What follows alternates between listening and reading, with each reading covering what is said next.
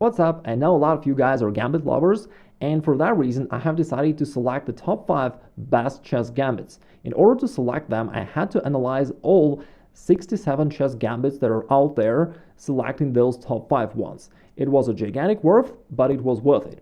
Now, how did I select those top 5 chess gambits? First off, they should be occurring in really popular openings, such as the Sicilian defense, the Italian game, the Queen's Gambit, etc., right? So that you really can play them in your real life games. Secondly, they should have the highest win rate for you. And finally, they should be sound, meaning that they shouldn't put you at risk of losing should your opponent find the proper move. And without further ado, let's kick it off with our gambit number 5. So here's the gambit that you use as black against white's queen's pawn move, pawn to d4. Here you go with knight to f6, and after pawn to c4, you play pawn to c5. In this case, your opponents will usually push the pawn forward to d5 to gain some space in the middle of the board, and here comes the Benko Gambit. In fact, I've been playing the Benko Gambit myself for years, and up to the level of FIDE Master, it's been working really well for me. I won numerous games.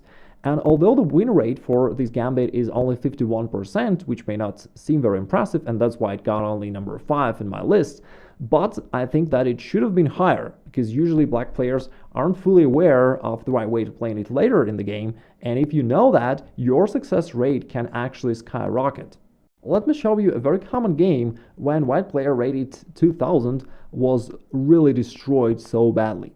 So here comes pawn takes b5, white captures this gambit pawn, and after you play pawn to a6, as a result of this gambit you're ahead in development, and now you have this annoying bishop, which kind of puts pressure on white, not letting them move the e-pawn that easily, because then you can grab this bishop on f1, forcing white's king to move. For that reason, many of your opponents will play pawn to g3, trying to develop their bishop that way. In this case, you do the same if you encounter your kingside bishop, and another advantage of the Benko Gambit is that in most of the cases, you do play the same moves as black. It's just a setup, like the London system. It's really a system. You don't need to know a lot of opening theory. Just play the same moves against whatever white plays. So here we develop that way, you castle kingside, and again, you do play all of these moves against pretty much anything that white plays here. After pawn to e4, there is also a very common move for you to play knight to g4, which prevents white from pushing e5 themselves, and also relocates your knight to a lot more active square e5, and from there you can jump forward to d3 or to c4, causing a lot of troubles to white. So white played bishop d2, also pretty common, trying to defend their knight and potentially x-ray your queen, but you don't have to worry. You play rook f to b8, another common move of black. Again, you're going to be playing that pretty much in all of the games where you play the Benko Gambit. Now this b2 pawn is attacked, your knight on g4 is annoying. In the game, white played h3, trying to kick off the knight, but after knight to e5, you're actually pretty happy with this, because now you're threatening to jump with your knight forward. Plus, this b2 pawn is still hanging, and that's the beauty of the Benko Gambit. Somehow, white played all the normal-looking moves, but ended up in trouble. And also, you don't try to attack their king. Instead, you attack their queen side. And usually, white has no idea what's going on here. They just see that they're going down without realizing what the heck is going on. In this game, white played here pawn to f4, trying to attack your knight further, but after knight to c4, now you see that your pressure is just so strong against all that white has here, really. Played pawn b3, but now after this trade, you can grab this knight on c3, you won the knight, now you're going to win also one of the rooks. In the game, actually, white played queen f2, thinking that you're going to capture the rook, but instead black played bishop d4, and it turns out that white's troubles are even bigger, and white was completely destroyed. So how come a strong player, 2000 rated player, was destroyed that badly, playing seemingly good-looking moves? So that's the beauty of the Benko Gambit. And if you want to know more about the Benko Gambit, I actually analyze it more in depth into my opening bundle, together with all the openings that will form your complete opening repertoire. You may click the link below the video in the description and check it out. Of course, if you just play blitz games occasionally over the internet, you don't need it, but if you're more serious about chess progress, you may find it helpful.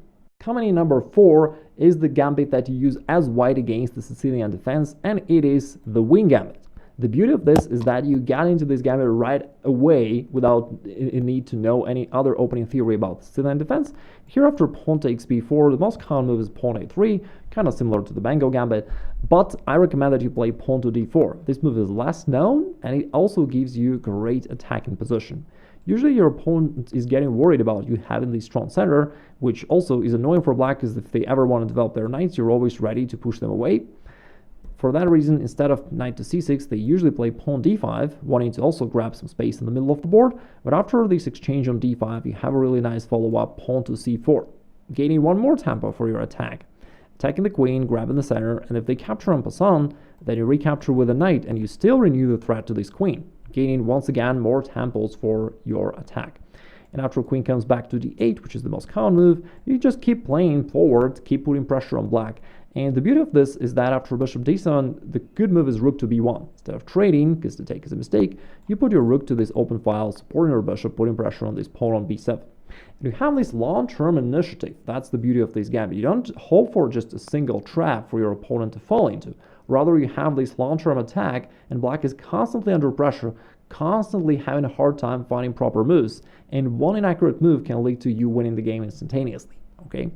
So, for example, the most common line would be both players just developing their pieces, e6, castling, bishop e7, so far so good. But now, since you're a pawn down, you want to push your attack, right? You want to open up the center, and you break open the center with the move pawn to d5, right? Challenging black, threatening d6, or maybe capturing here. That'll usually provoke black for this mass exchange in the middle of the board, and black is still feeling uncomfortable. Their king is still in the middle of the board. You put some pressure here, maybe you want to play rook d1 and put more pressure here. So they'll usually castle queenside, and now their king is safe, but after queen takes b7, suddenly their queenside and their rook there is in danger. They cannot develop their knight normally anyway, because you control those squares. So they're going to take here on b5, and then you recapture with your rook. This rook on a8 is still hanging. They'll usually play knight to d7, but that fails to rook to d5, pinning the knight down to the queen, and you actually win the game. By the way, here's a question for you. Can black save the game by playing knight to c5? So what do you think about this? Can black save the game or not? And if you can find the winning variation for white, let me know in the comments below. If you cannot find it, also let me know in the comments below. Coming in number 3 in our list is the Marshall Counter Gambit, which is an opening weapon that you can use as black against white playing the Roux Lopez opening against you. And it's actually still a very popular opening, although pros play it all the time, it's still fairly popular on amateur level. And here bishop c4 is the most common move, the Italian game, but then the second most popular move here is bishop to b5, so you definitely will see it in your games. And here, if we go into the main line, which goes like this, so both players develop, bishop e7, now this pawn is hanging, white goes rook e1 to defend it, b5 kicks this bishop away, then black castles. I mean, these moves may seem a little bit intricate to you, but since it's the main line, a lot of players are playing it, even on amateur level. I've checked the database, those are the most common opening moves. And here, you've got an opportunity to start your counterattack with the move pawn to d5, because white was getting ready to play d4 themselves, grabbing the center, but you want to do that first, so you play d5, attacking white center. The issue here is that after this exchange on d5, you actually gambit this pawn on e5, as white can, and usually will, capture it. But you are not worried about that, as after this exchange, you then have great potential for your attack. Temporarily, they're attacking your knight twice, so you get to defend it. You do that by playing pawn to c6, and at the moment, looks like white is simply pawn up with a great position. But look at the position just 2 moves later. White goes pawn d4, now bishop d6. You're positioning your bishop for this attack on the king side, and you attack the rook along the way. And as white rook goes back, you now play queen to h4. And now you can see why the Marshall counterattack is so effective. Now you've got these 2 bishops looking towards white's king side. You've got your queen out there already threatening queen takes h2. You have your knight on d5 also standing close, ready to join the party, and white, for the most part, is underdeveloped. That gives you just significant chances for your attack. And although, generally speaking, Marshall counterattack gives you the 54% win rate, in the main line, you are just crushing it in nearly every game.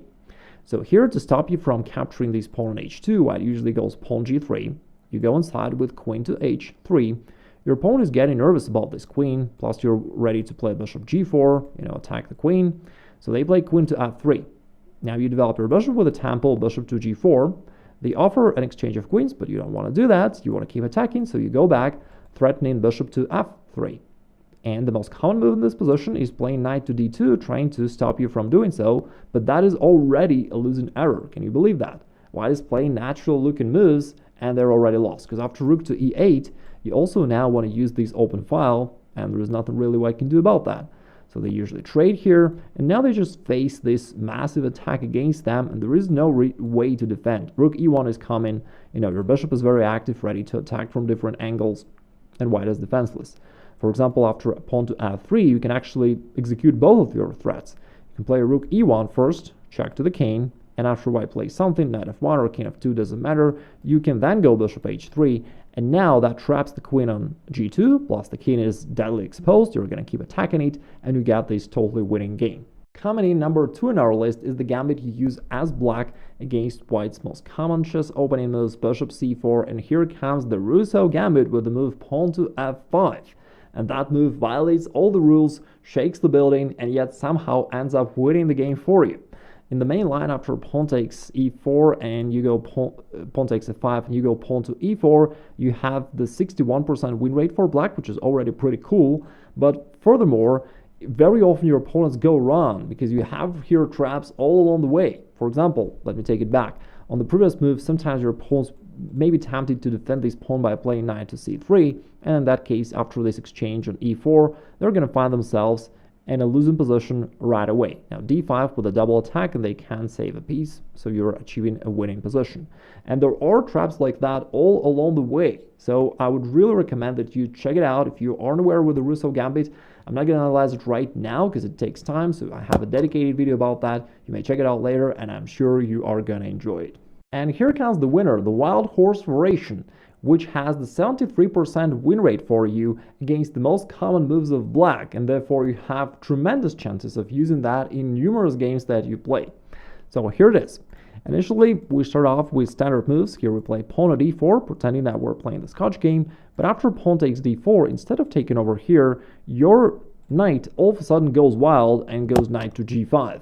Their opponent thinks, hey, that's annoying to face this knight over here. Moreover, white can go bishop c4 and solidify his attack against this square. They will wish to play pawn to h6, kicking this knight away. And here comes that move, knight takes f7, with the 73% win rate for white. Now, I have to make one little disclaimer here. This variation is not completely solid for white, but I had to make this exception for two major reasons. First of all, in the main line, you not just get some advantage, but you are having a forcing checkmate here, and the crazy success rate of 73%, plus again, these are the most common chess opening moves for black.